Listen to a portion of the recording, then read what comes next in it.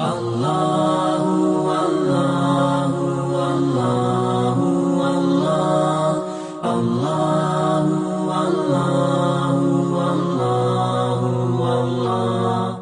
Bismillahirrahmanirrahim. Nawaitu ta'aluma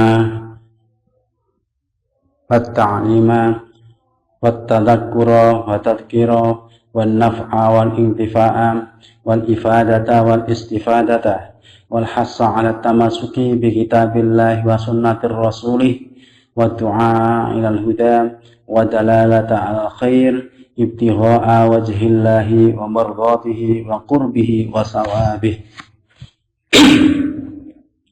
Assalamualaikum warahmatullahi wabarakatuh.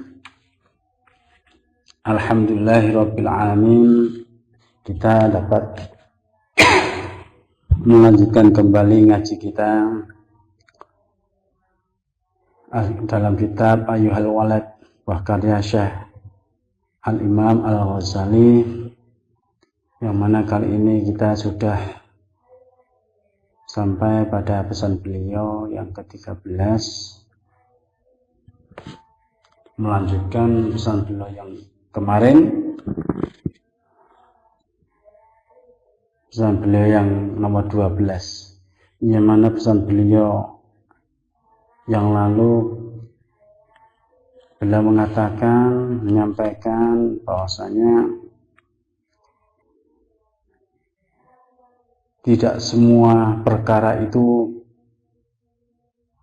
bisa dijelaskan hanya dengan ucapan dan tulisan saja. Tapi ada perkara-perkara yang hanya bisa dijelaskan dan menjadi jelas perkara tersebut manakala kita sudah bisa mencapai makom tersebut. Ya. Perkara-perkara tersebut baru bisa jelas apabila kita sudah menjalani dan mencapai makom dari perkara tersebut. Nah, perkara-perkara yang tidak bisa dijelaskan ini menurut Al-Imam Al-Ghazali adalah perkara-perkara yang berkenaan dengan rasa.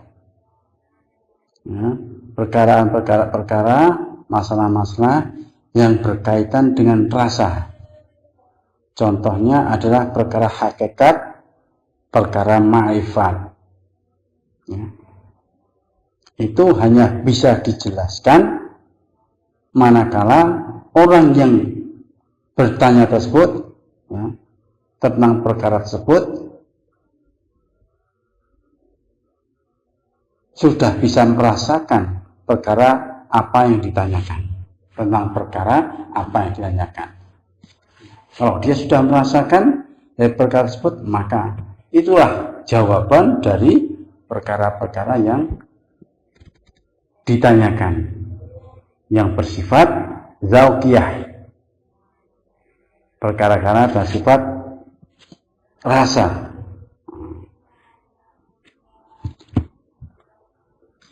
Seperti contohnya tentang hakikat, tentang makrifat. Nah, ilmu-ilmu tentang hakikat dan makrifat itu adalah ilmu tentang yang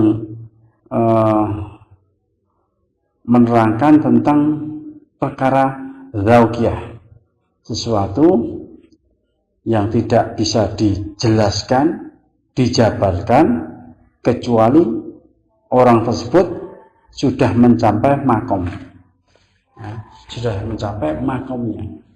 Ini baru dia bisa menemukan jawabannya. Itu yang kemarin pesan dari Al-Imam Al-Ghazali. Kita lanjutkan pesan berikutnya. Bismillahirrahmanirrahim. Ayyuhal walad, he eleng-eleng anakku, he eleng-eleng santri-santriku. ba'du masailika utawi setengahi pira-pira masalah ira iku min hadzal qabili tetep setengah saking iki padane ingin.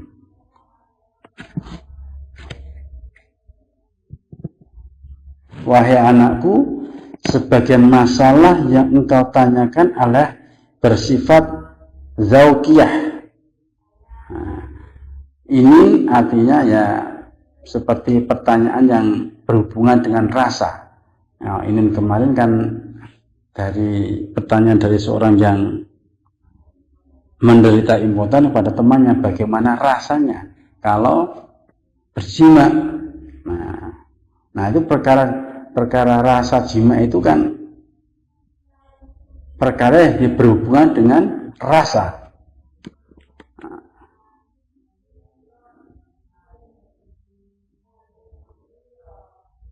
Al-Imam Al-Ghazali menyampaikan pada santrinya bahwasanya setengah dari masalah yang ditanyakan kepada beliau itu adalah ada yang bersifat zauqiyah, ya, perkara yang bersifat rasa.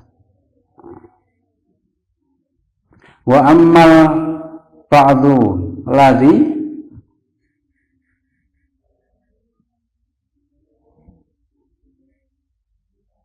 wa ammal ba'du anapun utawi setengah alladzi kang bisa yastaqimu jejeg lahu kedue ba'dun apa al jawabu jawab faqad dzakarnahu mongko teman-teman wis nutur ingsun ya ma fi ihya'il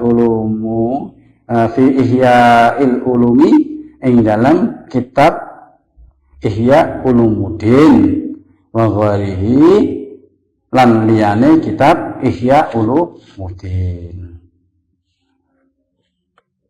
Nah, dari pertanyaan-pertanyaan yang lain, sebagian pertanyaan lainnya yang mungkin sudah aku jawab, bisa aku jawab, itu sudah ada di kitab Ihya Ulumuddin dan kitab-kitab lain hasil karyaku.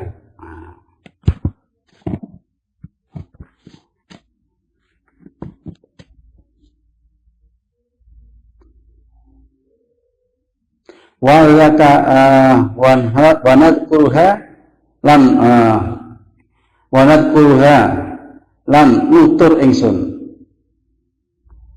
huna ing dalem kene kitab nubadan ing pira-pira petikan minhu kang tetep saking iya Ihya Ulumuddin wa nusyiru lan isyarat ingsun ilahi marang jawab. Nah, yang aku tulis dalam surat ini adalah intisarinya. Nah, intisari dari jawaban yang telah engkau ajukan padaku. Nah, sebagian lagi pertanyaan yang bersifat rasa itu, nah, tidak bisa aku jawab karena itu hanya bisa dijelaskan, dijabarkan apabila engkau sudah mencapai makam tersebut, sudah menjalani, menggeluti dan menjalani perkara tersebut.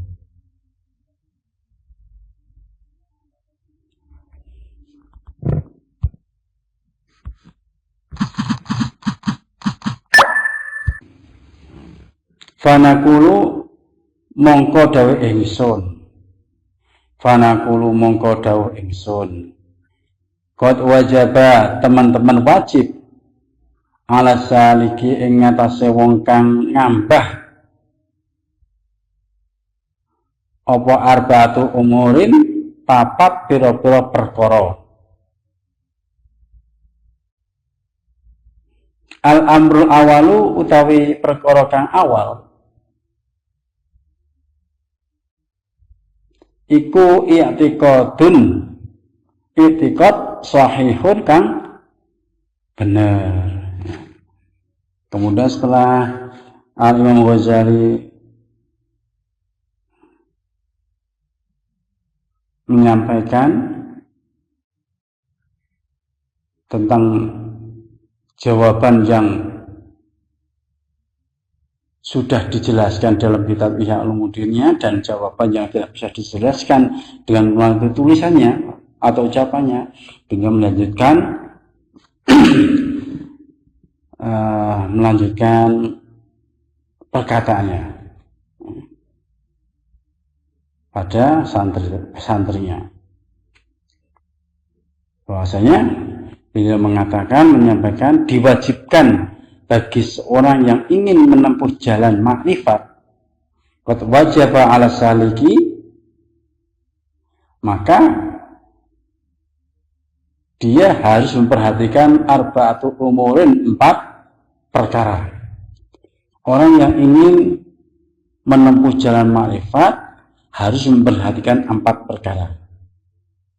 4 perkara tersebut adalah al-amrul awalu, utawi perkara kang awal iku i'tiqadun, i'tiqad keyakinan, sahihun kang bener. Ya, keyakinan yang benar. Keyakinan yang benar ini adalah menyangkut akidah yang benar, iman yang benar, iman yang kuat.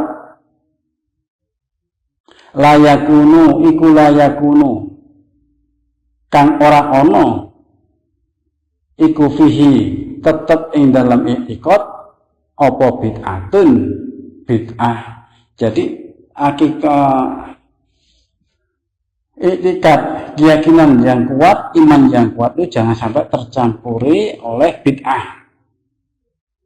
Murni ya, mengesahkan Allah, murni mengimani Allah, murni percaya yang gaib, tidak disisipi oleh perkara-perkara yang baru yang tidak dituntunkan oleh Kanjeng Nabi yang bersifat sesat. I'tiqad itu harus murni, ya, mengimani Allah, ya, mengimani Allah, mengimani Rasulullah, mengimani malaikat-malaikat Allah, mengimani kitab-kitab Allah, mengimani hari akhir, mengimani qadar, dan semua perkara-perkara yang gaib, mengimani ada surga dan neraka dan seterusnya. Nah, itu yang awal, ya.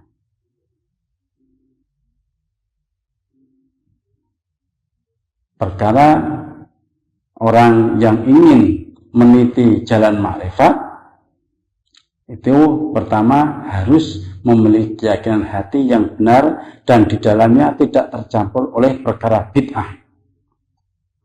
Wasani utawi kang kaping pindho iku taubatun nasuhun, iku taubatun nasuhun, tobat kang murni. Taubatun iku taubatun, tobat, nasuhun kang murni, taubatan nasuha. Layar ji'u kang ora den baleni ba'daha sa'use taubat ila zallati marang kesalahan. Syarat yang kedua bagi orang yang ingin meniti jalan makrifat, ya, adalah orang tersebut harus melakukan taubatan nasuha, tobat yang sebenar-benarnya, yang mana yang mana dia berjanji tidak akan mengulangi kesalahannya yang dilakukan. Ya, taubatan nasuha itu kan menyadari, menyesali apa yang telah diperbuat, kesalahan yang telah diperbuat. Kemudian taubatan nasuha, berjanji tidak akan mengulangi lagi kesalahan yang telah dilakukan. Yang ketiga, banyak mengistighfar. Yang keempat itu adalah memperbanyak kebaikan.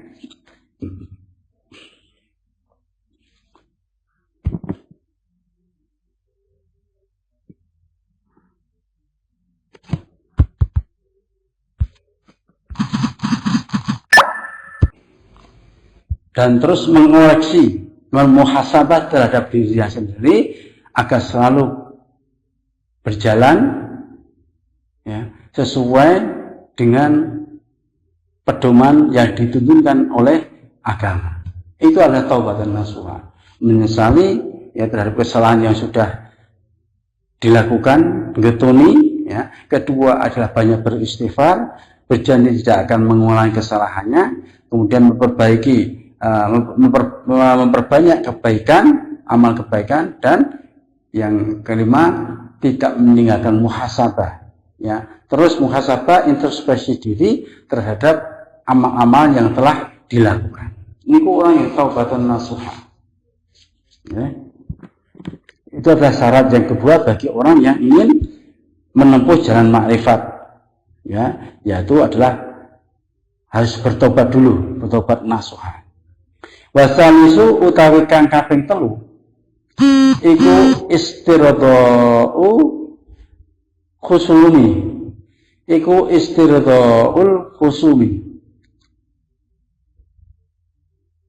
amreh ridhani pira-pira musuh utawa meminta pemaafan, keridhaan orang yang dizalimi, orang yang menjadi musuhnya, minta maaf pada orang yang dizalimi, atau pada minta maaf pada orang yang pernah dilakukan kesalahannya, diambil hak-haknya, dalam hak Adam. Jadi dia beristighfar pada Allah, yang kedua beristighfar pada Allah, yang ketiga juga dia memohon maaf pada sesama manusia, terutama yang dizalimi, yang disalahi. Nah, dia harus meminta maaf, keridhaannya, kerelaannya, akan memaafkannya. Hatta la yabqa, hingga arep tetep li ahadin kedue wong suwiji aika ing atasira apa hakun hak, permintaan pemaafan, kerelaan kepada orang lain yang dizalimi atau musuhnya. Nah, sehingga antara dia dengan musuhnya atau orang lain tersebut yang terzalimi tersebut tidak ada, sehingga tidak ada hak orang lain atas dirinya besok di akhirat ya. Di dunia juga tidak ada tuntutan ya, pada kita yang yang meminta pemaafan pada dia. Di akhirat juga kita tidak dituntut besok terhadap kesalahan-kesalahan kita atas perbuatan zalim kita pada musuh kita atau pada orang lain ya. Ini syarat yang ketiga bagi orang yang meniti jalan menuju makrifat.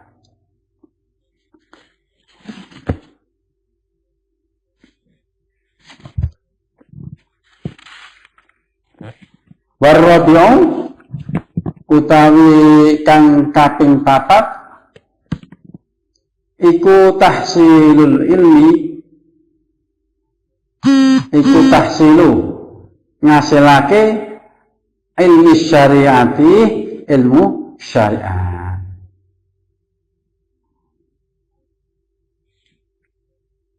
Qad roma ing dalam kira-kirane barang tu'adda kang den tekani bihi kelawan ma awamirullahi ta'ala, apa awamirullahi ta'ala, pira-pira perintahe Gusti Allah Ta'ala. Summa minal ulumi,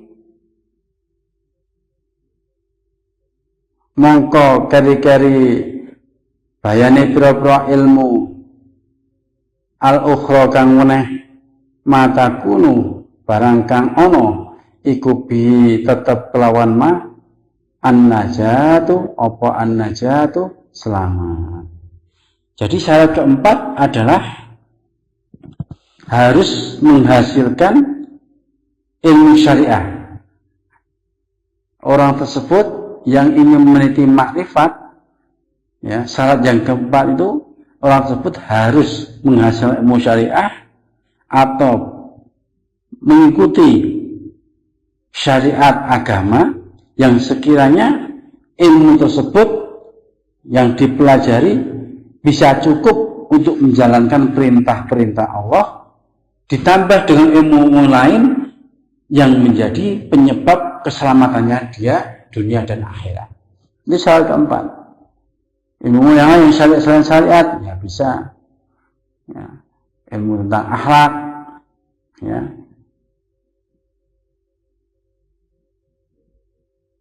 Ilmu tentang akidah yang ilmu tersebut bisa, ya, membawa keselamatan orang tersebut ke akhirat. Jadi ada empat, ya, 4 perkara atau 4 syarat bagi seorang yang ingin menempuh jalan makrifat. Itu terdapat 4 syarat. Yaitu pertama, akidahnya harus benar, keyakinannya harus benar, imannya harus benar. Akidahnya harus ahlus sunnah wal jamaah, ya. Imannya harus kuat sesuai dengan apa yang pernah ditanyakan malaikat Jibril kepada Nabi Muhammad.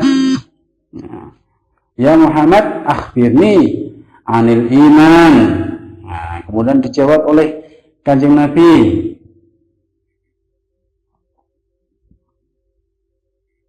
bahwasanya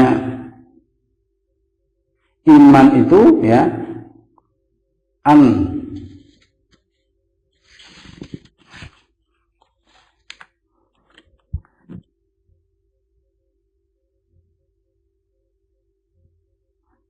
iman itu adalah antuk minabillahi wa malaikatihi wa kutubihi wa rusulihi wal yaumil akhir wa tu'mina bil qadari khairihi wa syarihi. Itu, ya, iman yang benar.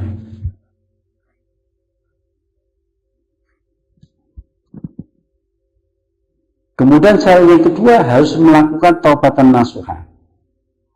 Ketiga, harus meminta keridhaan musuh atau orang yang pernah dizalimi, diambil hak-haknya, ya, hak Adam. Keempat adalah orang tersebut harus mengikuti syariat baginda Nabi Shallallahu Alaihi Wasallam, harus menjalankan syariat sesuai tuntunan Kanjeng Nabi, ditambah dengan mempelajari ilmu-ilmu yang bisa menyelamatkan orang tersebut dunia dan akhirat. Ya, terutama ilmu tentang akidah, ilmu tentang akhlak, kesemuanya itu yang bisa memperlancar keselamatannya baik di dunia dan di akhirat. Nah, kalau kita perhatikan keempat syarat yang disampaikan oleh Al-Imam Al-Ghazali ini bagi orang yang ingin meniti jalan ma'rifat, ya, ternyata itu ini adalah sesuai dengan prinsip-prinsip pokok dalam ajaran Islam, ya, tentang bagaimana Islam itu, pengertian Islam itu, ya, persis seperti yang dipertanyakan malaikat Jibril kepada Kanjeng Nabi Muhammad Sallallahu Alaihi Wasallam.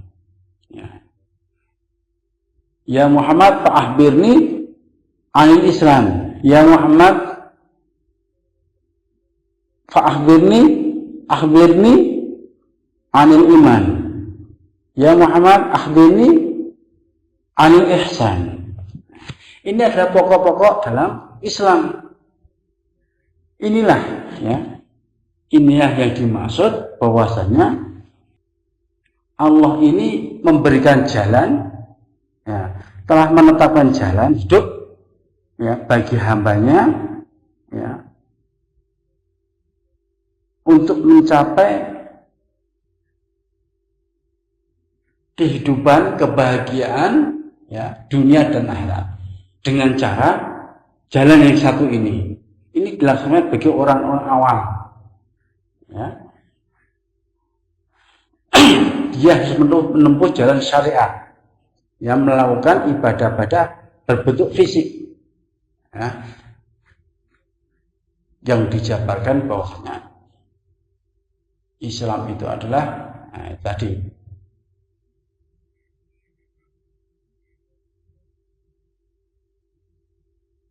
melaksanakan syahadat, melaksanakan sholat, menegakkan sholat, bayar zakat, puasa, dan haji. Nah, itu syariat berbentuk fisik harus dilakukan, ya, berbentuk fisik. Kemudian diyakini, ya, disempurnakan, ya, diyakinkan, ya, dengan iman bahwasanya ibadah dilakukan itu karena didasari dengan iman pada Allah Subhanahu wa taala.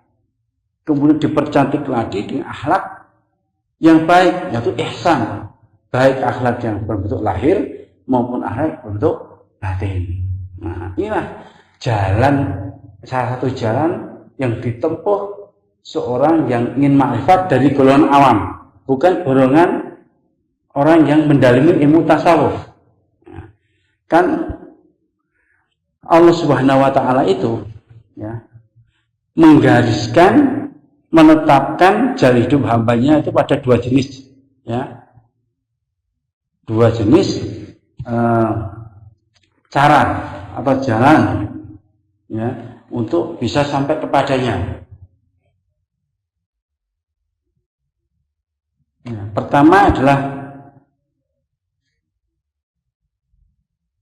kelompok pertama itu biasanya diwakili oleh golongan atau kalangan kalian yang melakukan syariat dengan baik, kalangan-kalangan, ya, orang yang ahli ibadah, ahli zuhud. Ini menempuh jalan yang seperti ini, ya, untuk mencapai ridhonya Allah, untuk mencapai surganya Allah dengan menempuh jalan syariat ini, melakukan ibadah-ibadah berdasarkan syariat, berdasarkan ibadah-ibadah fisik, yang melakukan sholat, melakukan zakat, berhaji, berpuasa, ini semua dilakukan, ya, menjalankan perintah Allah secara fisik, ya, dilakukan untuk mencapai kebahagiaan hidup dan akhirat.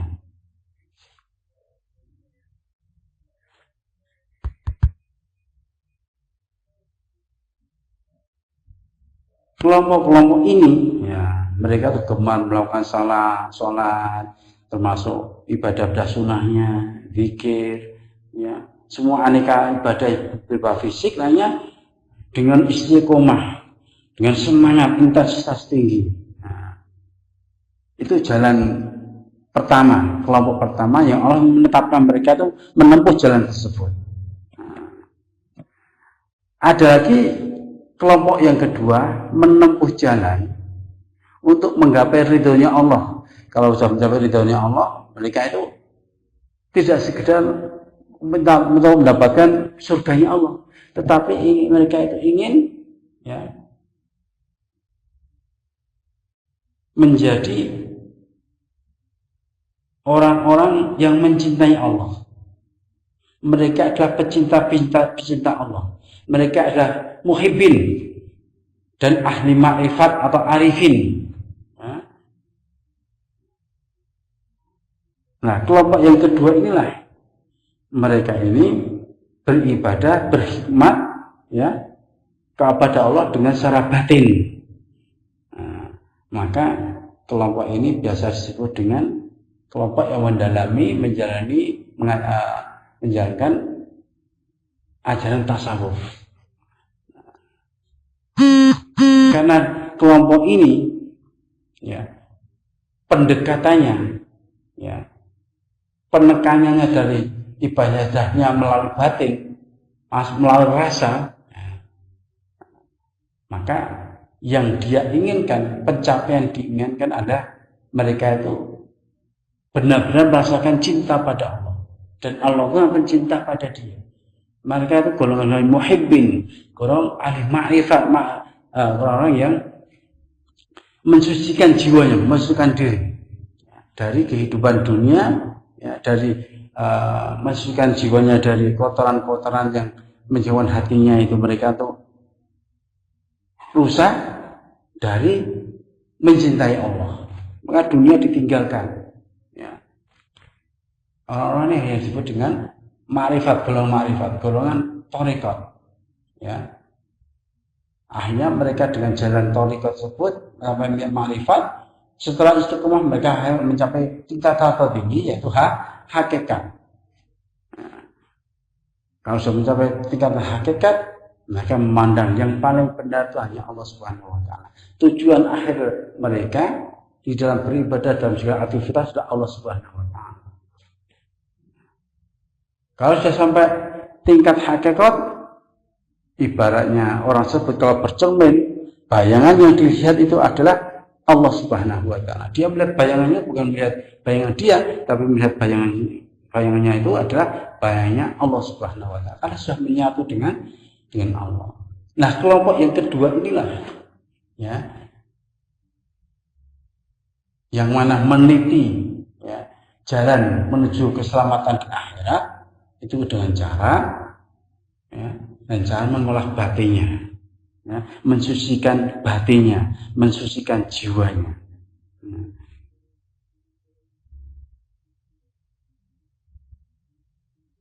Sama-sama, ya, yang sama-sama kelompok pertama dan kelompok kedua tadi sama-sama ingin mencapai jalan ya, dicintai Allah Subhanahu wa taala, mencapai ridhonya Allah Subhanahu wa taala.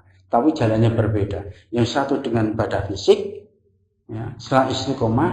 Tetapi pada akhirnya juga yang ibadah fisik ini karena dilengkapi dengan ihsan, dengan akhlak pada Allah, akhlak kepada sesama manusia, mereka juga nantinya walaupun tidak ikut ya, tidak memproklamirkan diri sebagai pelaku tasawuf, mereka itu sebenarnya sudah melakukan ajaran tasawuf. Walaupun tidak diproklamirkan, artinya mereka itu melakukan ajaran tasawuf secara individual, ya, tidak terorganisir. Nah, maka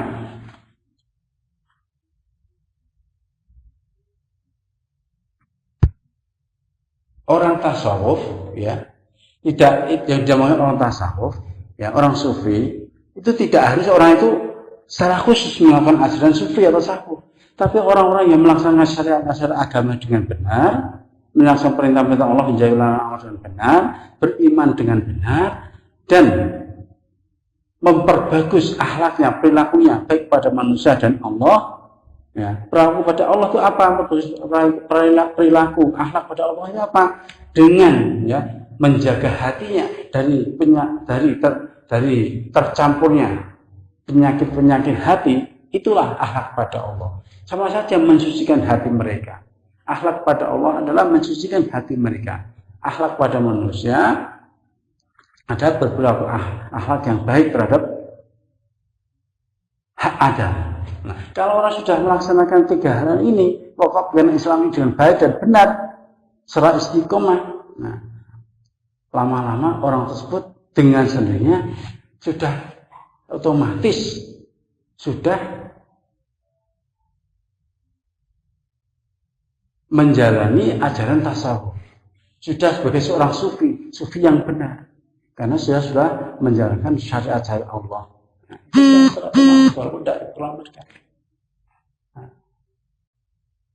Tetapi sufi yang dia lakukan, ya, ajaran tasawuf yang sudah dijalankan kelompok ini tadi, ya, itu tidak terorganisir, ya. Kalau yang terorganisir adalah kelompok-kelompok ini, ya, yang mengkhusus mempelajari ilmu tasawuf, di mana, ya, di sana tasawuf itu, ya, untuk mencari hakikat, ya, kebenaran yang hakiki, ya, itu pelakunya harus melalui beberapa tahapan, beberapa tangga, ya. Setelah melakukan syariat, dia harus untuk mencari ma'rifat, dia harus menjalani tarekat, ya, menempuh jalan atau tarekat. Nah, tarekat inilah yang diproklamirkan sekarang ini, ya, yang resmi sekarang ini di organisasi ya, banyak jalan-jalan tarekat yang muktabarah, yang memang jalan muktabar, ya, diakui. Ya, misalnya ada tarekat sekarang ini Naqsabandiyah, Qadiriyah, Syadzili, Tajaliyah, itu ya yang kita kenal itu ya, macam-macam tarekat itu. Semuanya jalan tersebut itu adalah menuju hakikat, menuju makrifat. Makrifat mudah hakikat. Tidak akan bisa mencapai makrifat kalau mereka tidak melakukan tarekat. Nah, tarekat organisasi ini pasti ada mursyidnya, ada gurunya yang menuntun mereka untuk bisa mencapai tingkat makrifat dengan dituntun wirid atau pikir-pikir yang sudah ditetapkan ya oleh gurunya, mursyidnya. Kalau dilakukan secara terus menerus istiqomah, ya, sudah menjalankan syariat, ya, kemudian zikir wirid, ya, itu mereka akan mencapai tingkat makrifat karena suluk-suluk yang dilakukan. Mereka mencapai salik, ya, makrifat. Kalau sudah mencapai makrifat, itulah nanti sudah mencapai tingkat yang paling tinggi lagi, hakikat. Itu adalah mengolah batin, ya, mengolah batin, mengolah jiwa, ya. Bagi kelompok-kelompok yang kedua ini dalam pencapaian akhirat, akan mencapai ridhonya Allah dengan mengolah batiniah mereka, ya, melalui jalan tasawuf, ya. Kalau yang satu kelompok yang pertama tadi mencapai ridhonya Allah melalui jalan syariat, ya, meskipun pada akhirnya mereka juga menjalankan ajaran tasawuf, walaupun tidak khusus, ya.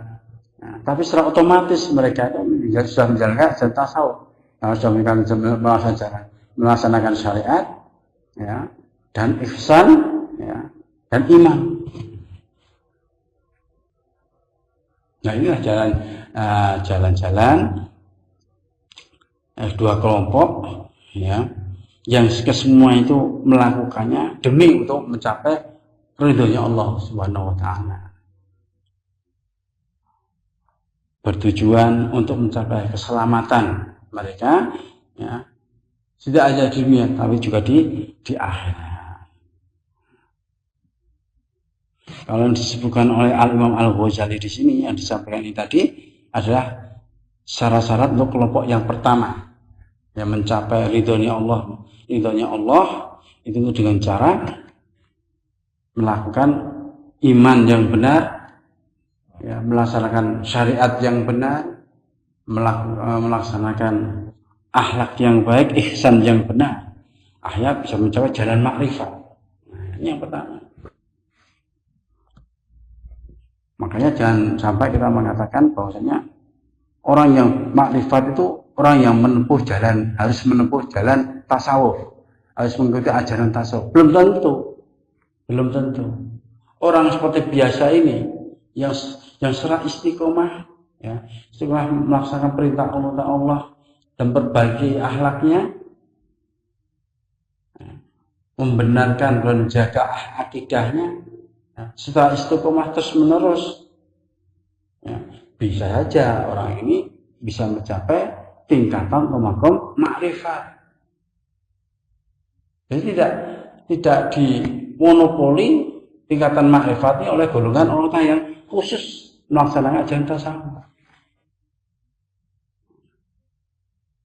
Tapi orang yang seperti awam ini, orang yang soleh, ya, misalnya soleh terus dan istiqomah dalam syariat Allah, memperbaiki akhlaknya, bisa mencapai tingkatan makrifat pada Allah Subhanahu wa Ta'ala. Adapun orang yang menggeluti atau menjalani, ya, ajaran-ajaran tasawuf itu menempuh, ya, jalan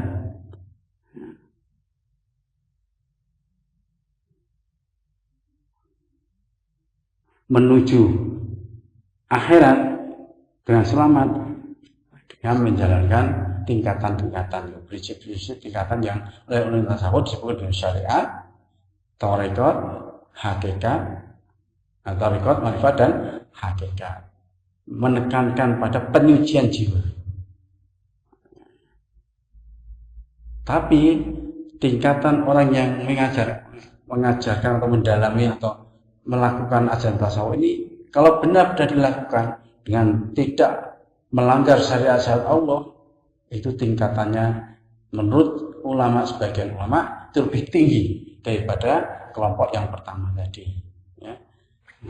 Karena kelompok pertama tadi bisa saja mereka itu masih tergoda oleh dunia, masih tergoda oleh nafsunya. Nah, kalau orang yang tingkatan mengajar tasawuf bukan penyucian jiwa yang ditekankan, maka mereka itu diajarkan, ditekankan jangan sampai ya dalam hatinya, dalam pikirannya itu tergoda sedikit pun dari kepentingan dunia. Mereka melepaskan diri dari kepentingan dunia yang dilihat hanya Allah Subhanahu wa Ta'ala. Maka tingkatan yang orang yang menjalani ilmu makrifat, menjalani mutasawuf ini lebih tinggi daripada orang awam yang hanya sekedar menjalankan syariat saja, ya, yang berbentuk ibadah fisik. Kalau yang mutasawuf tadi yang karena adalah mengolah batin, mencucian jiwa, ibadahnya berbentuk ibadah hati. Nah, ini yang lebih tinggi derajatnya dari orang yang awam tadi, ya, yang pertama. Masing-masing diberi anugerah oleh Allah Subhanahu wa Ta'ala. Ya, keistimewaan yang satu dengan istimewa dengan fisik, bisa melakukan ibadah dengan cara fisik, yang satu dianugerahi Allah Subhanahu wa Ta'ala dengan ibadah yang memang Allah memberikan kelebihan pada mereka dengan diberikan hati-hati, jiwa-jiwa yang bersih dari kecintaan mereka pada dunia, kecintaan dari godaan hawa nafsu.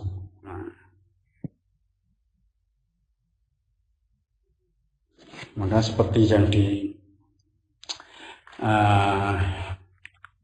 dilantunkan dalam syair tanpa weton, nah, itu ya, kan di situ dilakukan ya wonten syair yang baik. Ayo sedulur jong lalekake wajib ngaji sapranatane nggo ngendhalake iman tauhide bagus sangu mulya matine bagus sangu mulya matine kang aran soleh bagus atine karana mapes ilmune laku tarekat lan marifate uga hakikat manjing rasane uga hakikat manjing rasane kumantil ati lan pikiran raso ing badan kabeh jeroan mujizat rasul dadi pedoman minangka dalan manjing iman minangka dalan manjing iman kelawan Allah kang maha suci kudu rangkulan rinalan ya, supaya jadi orang yang makrifat. Hanya aja yang tertinggi jadi orang yang mencapai makom hakikat. Ini kan yang disebut dengan yang orang yang soleh bagus hatinya, ingatan itu ilmunya, syari ilmunya, rohnya dari dari ibadah niku ya jiwa niku sehingga kudu diolah. Ya. Ibarat wong salat niku kan wong ngerjakan syariat itu kan cuma wudune bener, ya syarat dan rukun salat bener, kemudian jengklat-jengklite ya gerakan-gerakan salat niku bener, nggih pun sah. Niku syariat. Tapi rohnya nopo? Rohnya adalah bagaimana kita khusyuk dalam salat. Gitu. Niku rohnya. Nah itulah, kalau roh itu bersifat rasa, khusyuk itu berupa rasa. Jadi hati itu yang merasakan kita. Nah, itu rohnya dari sholat. Nah itu harus diperhatikan oleh batin itu harus kita perhatikan. Jadi bukan unsur syariat saja yang kita perhatikan, tapi unsur makrifat niku, roh niku loh. Bertemu dengan Allah, khusyuk dalam sholatnya, bertemu dengan Allah, rohnya yang kita olah, batin kita yang kita olah. Nah ini yang dimaksud, ya, dimaksud dengan makrifat nih wow. Jadi orang-orang yang tasawuf, yang belajar tasawuf itu juga mengolah batinnya, bukan sekedar syariatnya saja yang diolah, fisiknya saja yang diolah, tetapi batinnya juga diolah, ditempa, dilatih. Untuk selalu bisa makrifat kepada Allah Subhanahu wa Ta'ala melalui jalan thariqat. Melalui jalan thariqat. Nah, thariqat ini akan guru nih.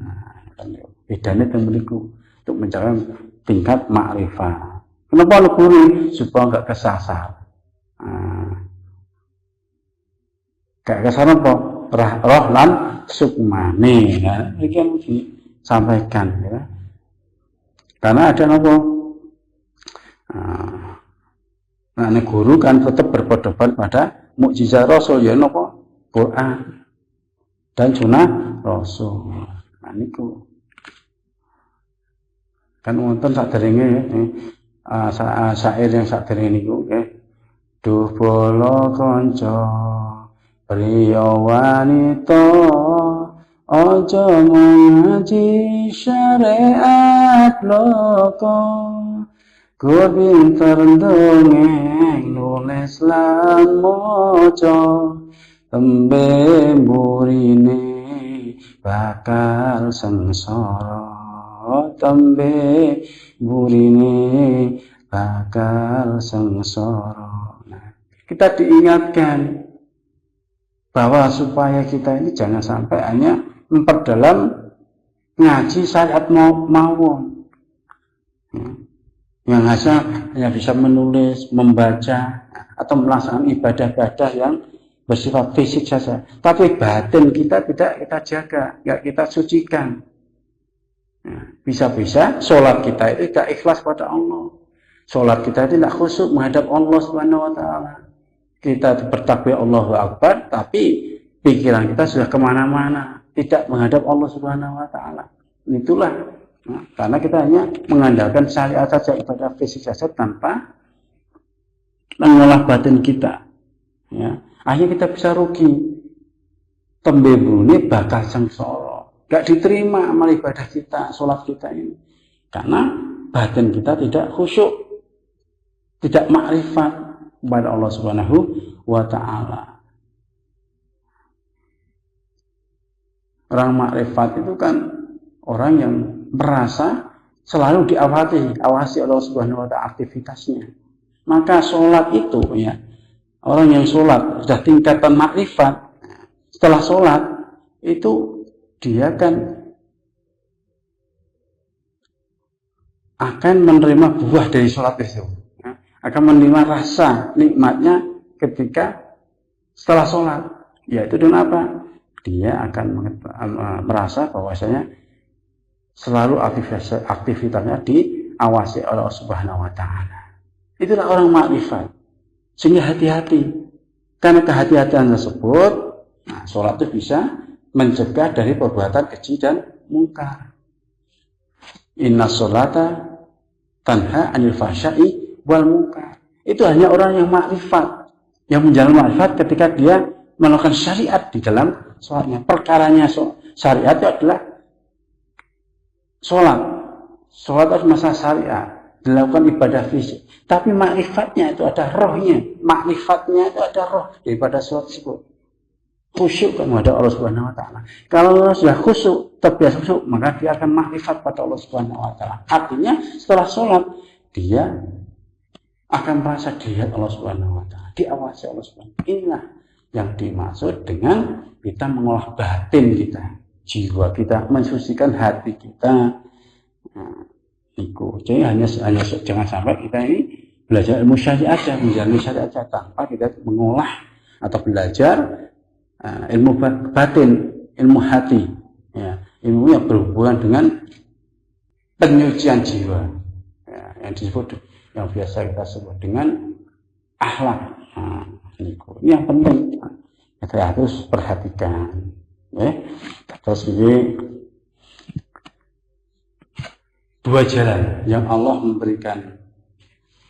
menetapkan dua jalan hidup bagi hambanya. Ada yang melalui ikhwau, ya, menjalankan iman, Islam dan ihsan. Ada yang melalui jalan yang memang dianugerahi Allah dengan orang-orang yang muhibbin, ya, pecinta-pecinta Allah, dan orang yang ahli ma'rifat, arif billah, yang tetap bernisbah dan berkhidmat kepada Allah melalui penyucian jiwa mereka. Ya.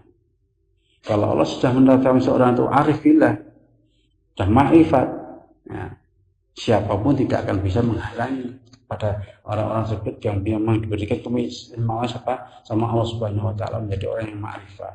Ini ada orang-orang khusus yang memang diberikan keistimewaan oleh Allah Subhanahu Wa Taala. Jadi untuk mencapai ma'rifat tidak hanya orang itu harus belajar ilmu tasawuf. Tidak, bisa saja orang tersebut menjalankan syariat Allah dengan benar, menjalankan iman dengan benar, menjalankan akhlak ihsan dengan benar, setelah istiqomah. Ya, kalau Allah berkehendak, maka orang tersebut akan bisa mencapai tingkatan ma'rifat. Bukankah al-istiqomah itu khairun min alfi karomah? Bisa saja orang biasa. Tapi ada juga kelompok yang lain di dalam mencapai muhibbin, nah, cinta pada Allah melalui jalan ilmu tasawuf, menjalani ajaran tasawuf, ya. Mana ajaran tasawuf ini, ya, terdiri daripada beberapa tingkat, mulai syariat, tariqat, ma'rifat dan hakikat. Jamalul wujudi bidzikril ilah wa tasful hayatu binuri